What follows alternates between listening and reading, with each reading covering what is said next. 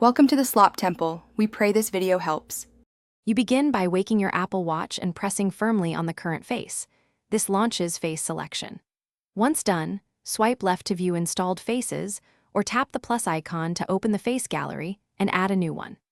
Make sure the watch is unlocked and paired with your iPhone so complications sync correctly. You do this because the gallery hosts face styles and complications.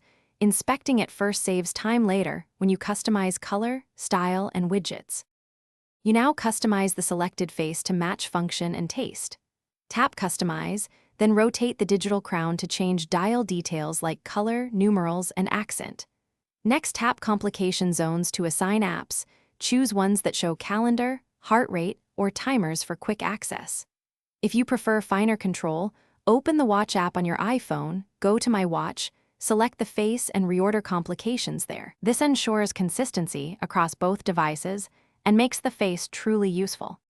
Finally, press the crown or tap the newly customized face to set it active and verify complications, display correct info.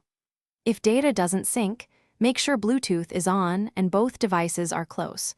Restart the watch and iPhone if needed, and confirm Watch OS is up to date because many sync bugs are fixed in updates.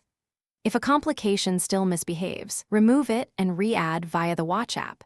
This resets its connection and usually resolves stale data problems. Thanks for watching. Consider subscribing if we helped you.